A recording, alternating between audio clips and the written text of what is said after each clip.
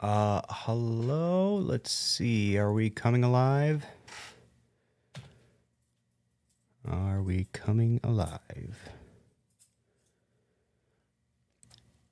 All right. Hello and welcome to the Hayfie Digital Podcast. No longer the Hayfie Digital Podcast. It's the Creative Control Room Podcast pre-show. This is a part of the show you won't hear on the audio-only version. This is the part of the show where we go around and make sure that all systems are go. We check our lighting, we check our audio, we check our cameras. We make sure we're live where we need to be. And it appears as though we are looking good. So we are live on YouTube. We are live on Facebook. We are live on Twitter. We are live on Twitch. So we're looking good. Any drop frames? Nope, no drop frames. That's good. That means that we are not, that we have a strong internet connection, basically. We are recording. We are streaming. Thank you. We, let's see, camera 2, camera 3. A little sneak peek of what's to come in the background there. Back to me. Very good. Audio is recording. All lighting is on. All cameras are on. I think the intro is queued up here. So, without further ado, because we have a guest waiting today, and we have some interesting things to talk about. So, let's get the podcast started. This is episode number 86 for Sunday, August 1st, 2021. Hello, and welcome to episode number 86 of the Creative Control Room Podcast, a show for creators, makers, and doers. My goal is to help you make to the max. I'm your operator, Ryan Hayfie, and in this episode, my son Bryce is going to join the show to tell you everything that he knows about keyboards. And if you know anything or like anything about keyboards, this is a show you don't want to miss. Let's roll the official, unofficial intro. Here we go.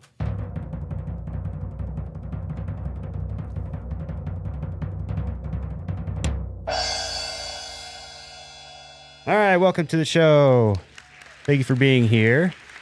See, we're framed a little bit different today. As I mentioned, we're going to have my son Bryce on. He is our resident keyboard expert, so he's going to tell you everything that he knows about keyboards. But before we get into that, I want to address, I guess, maybe a small elephant in the room. I don't even know how it's coming through on camera. But you may notice I've got a little shiner here on my nose. You see that? I don't know if it's focusing or not, but there you go. And just so we don't go through this entire episode wondering what's up with my face, I actually I hit myself in the bridge of my nose putting on I have this weighted vest onto which you can put like Olympic plates, and went to go lift it over my head, and the plate actually, the corner of it just hit me right there on the bridge of the nose. Heard a little bit of a crunch, might be slightly broken, I'm not sure. It's a little bit swollen, a little bit red today, but either way we're going to power through because that's all we can do. But without further ado, I want to bring on our guest because we've got a lot to talk about, and he's got a lot to say. Ladies and gentlemen, I introduce to you my son, my 10-year-old son, Bryce. Bryce, come in, join the podcast. Hey, first of all, I think I've already been on one of your podcasts before. And Were you? Yeah, I think so. And also, since when? Since when what? Since when did you hit your nose? Well, maybe you should look at my face more often, sir.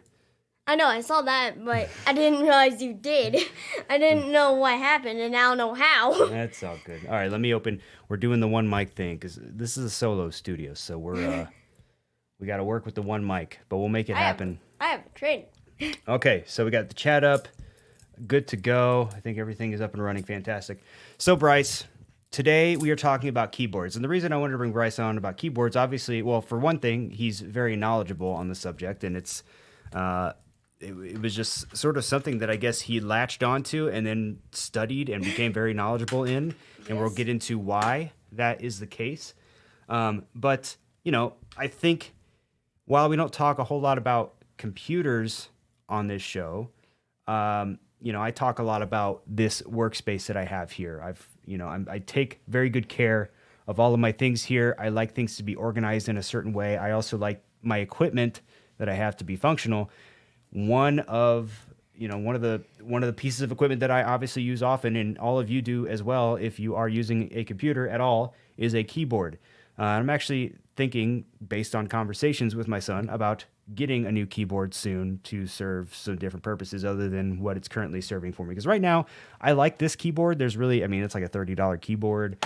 It's got a full number pad, which I like. It's got some customizable keys on it, and that's great. But it's a little bit big for this desk. I've got some, I just don't have a ton of available real estate on the desk. So I've been consulting. What's that? It's for real estate. Yeah.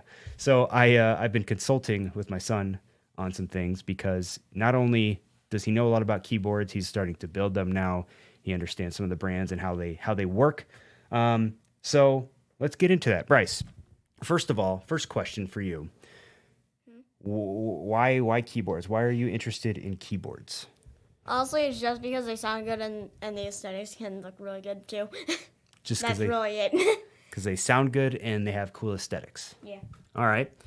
So where did you go to learn? I mean, you watch a lot of YouTube. Is it pretty much YouTube where you started? Yeah, like the exact same thing that I learned my butterfly knife tricks. He's also, is that, Oh, sorry. butterfly knives are, this is, by the way, is not a real butterfly knife. It's a trainer. But are butterfly knives big with kids these days? Like what's, No. no, it's Not not like really. it's not like a trend. No. Okay. It's just like that. It's just something that a lot of people do. All right, we'll For- put the just for butterfly fun. knife away because we're talking keyboards today. Who are some of your favorite keyboard creators on YouTube? Probably Hempiotech, Teha Types, Hamadi Neo, and Squashy Boy. Squashy Boy? Yeah, that's literally his YouTube name. Okay, interesting. So you have some things with you today. Show me what you've got and kind of tell people about it a little bit. Absolutely. So, first of all, I have my own keyboard that I use right here. It's Royal Clutch RK68. It's 65%, meaning that it has the arrow keys and the 4, but it has the arrow keys and the 4 and 4 of those, but it's more cramped than and much smaller than a full-size keyboard, which is what my father has. This is a full-size keyboard, and it's also membrane. So there are two different types of keyboards. There's membrane and mechanical. So membrane, the keys are proprietary. The keys are proprietary to the keyboard. So And what does that mean? basically, it just means that they have to be on it in order for it to actually work. Like they're intended for this keyboard Yeah, they're only. intended for this keyboard and only this keyboard, or any membrane keyboard for that matter. Okay. And instead of them having mechanical switches like this one, Here, let me hold this up here. like that one, Okay. they actually have a rubber dome, meaning it's just a rubber square that when you put it on, it just makes sound and somehow works. Okay. And then there's mechanical.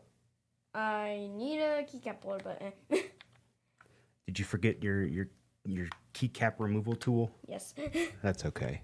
We have the switches here. We can kind of take a Yeah. look at. Well, mechanical keyboards, instead of them having the rubber dome like the membrane, they actually have mechanical switches, and instead they don't have just a wire for like the spacebar. What? I keep on trying things. That's okay. And they actually have stabilizers that have the wire and the housings. So if you have a membrane keyboard, there's a small chance that the spacebar or whatever sounds like this. Which is what in keyboard terms we call rattle. Rattle. But if you have a keyboard that you somehow made, if you have a mechanical keyboard that you can mod, then it might be able to sound like this, Ah, very satisfying. which is much different. Okay. And then there are 3 different types of switches. Switches are a complicated topic because there are a lot of different ones. So the three main types of switches. I actually have a lot more than just these three. I'll show up here. Okay. Yeah. Then those three. All right, so let's start with the blue one. Tell me about the blue one. The blue one is a clicky switch. If you have a clicky switch, then when you press it, it'll have a very loud noise and it'll have tactile and audible feedback. Then the brown one. It instead of it having a very loud sound, it's just like a linear switch, but it's more it has a little bump in the middle, meaning which gives it the name tactile. And then linears. Linears are they come in many different types. They have I forgot. they don't have any. They don't have a little bump like the tactile, but they still have a small, partially muted sound, unlike the clicky, which is very loud. Okay, so now you bought this keyboard and it came put together, right? Yeah, it came put together, but then I just took off everything. Yeah, you did some modifications to it. First of all, how does that work? Can you just buy a keyboard? I mean, obviously you can buy keyboards that you can mod. Can you also buy just kits that come in pieces and you put them together yourself? How does it work? So with keyboards, there's a lot of different ways for it to happen. So, for example, it could just come in a bare bone kit with like the stabilizers in place, but there's no switches or keycaps. Or you could get just a case and a plate where it's nothing and you have to buy everything else on your own, which makes everything cost super expensive, like sometimes even $1,000 and up. Wow. Okay. And what was I going to say? What are some brands that people should look out for? Some brands are Novel Key. They make some really good entry edition types, and good switches, but they get out of stock extremely fast. Okay. Well, that's just keyboard brands in general. Also, Kale and Gatoron for their switches. I wouldn't really recommend Cherry MX because they really only have unlike my switches right here, they're different brands. They're TTC, the blues. There's their Acco CS, the linears, and then the tactiles are Gatoron. I wouldn't really recommend Cherry because even though they may be good for playing games, they won't sound too good as, like, for example, Kale Silent Box Browns. So they're functional, but they just don't necessarily sound as good. Yeah. Okay. So a lot of mechanical people that build mechanical keyboards as a hobby, they steer away from those and go with other switches like Gatoron Yellows or Kale Box Jades, which are clickies, but much better than the blues that I have. Okay. So talk to me about this particular keyboard and what some of the modifications were that you did to this, because I know you were working on this for a while. Yeah. So my first mod that I did, quote unquote, was modding the stabilizers. The stabilizers are just the extra wire in like your backspace, your enter, your shifts. This one I don't have a stabilized shift because it's 65% and it's more cramped, and your spacebar. So what you normally do for your stabilizer is normally you would probably use something like Crytox 205.0, which is a grease and Permatex dielectric grease. Basically, normally you'd take apart the stabilizer and then you'd put some of the Crytox in the insert and housing, and then you just glob the wire inside of the Permatex dielectric grease. So yeah, that's what made it sound like this. And then my next mod that I did was I I think I changed the switches a whole bunch. It went from Gator on yellows to the KHT roses that I have on my keyboard now. Okay. And then one thing that doesn't really require a lot, but it takes a while, is putting foam in the case. So basically, you just take a bit of foam, you unscrew it, you take off the keycaps, unscrew it, and then you just unplug it, unplug the battery from the PCB, and then you put a bit of foam in it. And only if it's hollow, though. If it's like, if you listen closely and it's like, and there's a bit of echo, then that means it's hollow, and you can, get my eye. Then you can open it up and put some foam in it, and then screw it back together, resulting in less hollowness.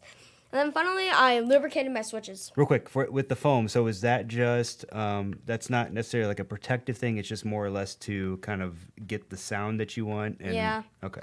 Yeah, and you can, for the foam mod, you can really just use anything, like packing foam, anything really.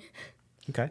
And then you said lubricating. Yeah, lubricating switches, basically, the Crytox 205 from earlier, you can just take that and open up the switches and put it inside of the switches, and then it will result in less scratchiness, dampen the sound, and there's no more, and if you have, and there's less pinging, and then there's different types of greases or lubricants for different types of switches. For clickies, I don't know why you do that, but if you want to, I don't know why anyone would want to do clickies. but if you want to make a clicky actually sound good, but not like Kalebox shades. Kalebox shades are actually just really good stock. Okay. With clickies, you could use something like Vaseline or anything really. You can use something like Vaseline, but for the linears, you'd probably want to use the Crytox like earlier. And then for the tactile switches, you'd probably want to use a different lubricant like Tribosis 3203. I think that's what it's called. Hope y'all are taking notes. If you're just watching this for fun, it doesn't really matter. But if you're looking into getting into the keyboard hobby, then Okay. So one of the things that when I was looking, because I was looking at, I think it was the Keychron K4 we were kind of looking at together. So the keyboard that I eventually want to get, I like the full keyboard with the number pad, but this one's just a little bit long. So like if I tried to move it over here, it kind of takes up too much space. So one of the things that I was looking at when I was looking at keyboards is like there are some keyboards that are like 65% or some that are, I don't know, there's like percentages. Talk about what those percentages mean on keyboards. All right, so first off, there's a full size. Full size is just everything is spaced out. The arrow keys, the letters, the function keys, and the number pad are all spaced out. Then there's a 96%. It's basically just a full size, but instead there's no spaces in between things. It's more cramped, and these keys, I forgot what they're called. They're actually on top of the number pad. They're actually on top of the number pad instead of them being in a separate spot. Okay. And yeah, and then there is a 75%. It's like this, but instead it's like my keyboard, but instead there's a space in between the arrow keys and these are spaced out, and then there's actually there's function keys on top. What is this one? This is a 65%. It's a 60%, but with 5% more. Okay. Basically, it's just there's arrow keys, and then there's 4 extra things right here. Then when you use a function key, you can access different things like the function keys on top and these. So if this was a 60%, it would be missing these or what? It would be missing these and the arrow keys, and this shift would be will be a full size shift. Why would you want a keyboard that doesn't have arrow keys? And it's mainly just for different games that don't really use it, like perhaps like maybe a first person shooter game, like Call of Duty, or something like that. Would you say that most people that are into keyboards are into gaming, or is it really for everybody? Can anybody get into it and find a keyboard for any purpose? Anybody can get into it. There's no really use for this other than to be satisfied with the sound and looks. Okay, I like that. So, let's say I'm a beginner, brand new. I am intrigued by what you've said so far, and I'm interested and I want to get into keyboards a little bit more. I want to start learning a little bit how to mod some myself, and I want to learn about the different parts. Beyond this episode that we're doing right now, where would you tell someone who's asking you for advice where to get started? What would you tell them? I would probably I'd probably say that they should probably watch some YouTube tutorials on how to do the stuff that we do, on how to do different mods. Cause if they just go into it blind, then they're not gonna know what to do. Like, should I put foam into the PCB or something like that? So they should definitely watch some YouTube videos on how to. They should definitely watch some YouTube tutorials on how to do the mods. What about some terminology? Is there some common terminology that people are going to hear when they first start looking into it that they should know? There's the terminology that most people would use is that a lot of people, keyboard people use is rattle. It's basically just when there's like no lubricant on the wire and it just bounces all over the place, resulting in something and a less rattly spacebar like this one, but it's still a bit rattly, so it won't sound just like this, but it'll still sound a bit more rattly and not like this. So do me a favor, I'm gonna hold it here to the mic. Let's let people hear the satisfying clickiness. I'm just gonna do a short one.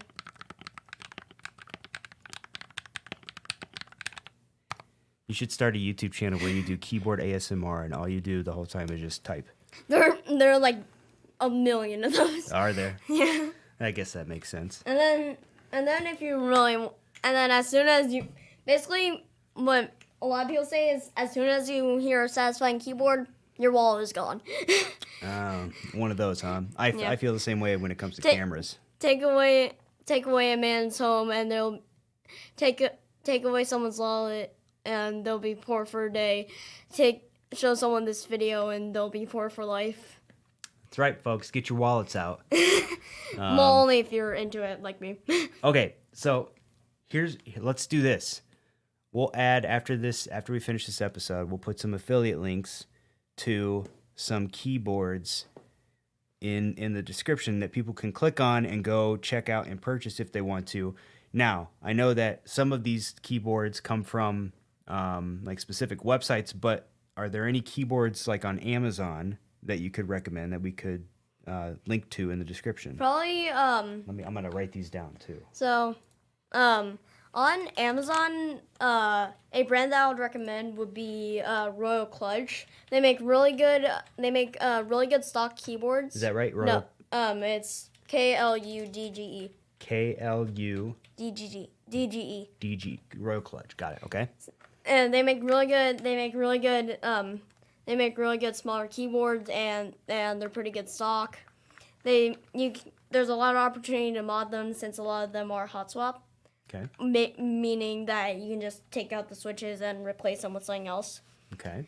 And they're just a really good budget brand in general. Okay. What about that Keychron brand? Is that a pretty good brand? Yeah, it's good. It's just that they can cost a lot. Okay. So this is a good budget brand. What's a good like high-end brand if someone really wanted to spend some money on it?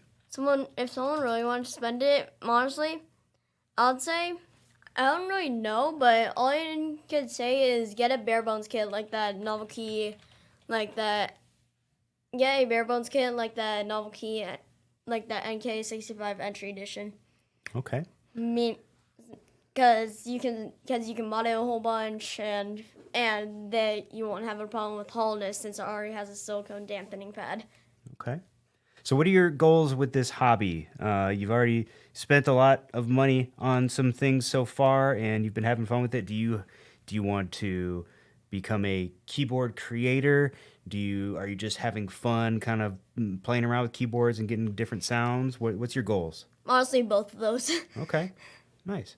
Well, anything else, any other important information you feel that the people of the internet should know about keyboards? Honestly, unless you're doing this for a YouTube channel, don't buy these. Don't buy these. They suck. Is this the one that came with your PC? Yeah. Yeah. Just don't buy membrane keyboards in general. They suck. Membrane keyboards Membrane suck. keyboards are basically just really cheap. They may sound good, but most of the time they're not. Try and search up mechanical keyboard on Amazon, and they're like 10 times better. Okay, got it. Well, we should have done this at the beginning of the show, but outside of keyboards, tell the people about yourself. You're Bryce. You're my son. You're 10 years old. You like keyboards. You like butterfly knives. What else? I do karate, and I'm an orange junior black belt. That's right. Orange junior black belt. And Kempo. That's a mouthful. What is Kempo? Kempo is basically just mixed martial arts. It takes all of them and kind of mixes them together, meaning you can do kicks, punches, takedowns, whatever. Nice. Anything else? No, not really. All right. Well, we've been going at this for almost 30 minutes. It's 30 minutes of valuable keyboard information with my son, Bryce. I hope some people out there find that helpful and interesting. And if you're still with us and you did enjoy this episode, it would be great if you could hit that subscribe button wherever you happen to be watching or listening. And follow me on social media at Ryan Hafey on Instagram and Twitter. Bryce does not have a social media presence just yet, but as we said earlier, we will include the links to the some of the keyboards that he was talking about in the description below if you want to check any of those out, and if you want to pick any of those up. And maybe I'll even be nice if someone buys a keyboard. I'll give you the affiliate revenue from that, since you so generously offered your time and information. Also, we have more. two other good Hold on, let me get the mic back. Okay, go. Also, two other good keyboard websites would be banggood.com. They have a lot of keycaps and just things in general. I've gotten drone parts from there, I think. They sell drones. And drop.com. They sell a lot of they sell keyboard switches, mainly tactile switches, and what's it called? Keycaps. Nice. But be careful with the keycaps because some of them can cost up to $200. Get your wallets ready, people. All right. Well, thank you so much for joining me today, sir. It was a pleasure having you on the Creative Control Room podcast. And we will see you all in the next one. Bye-bye.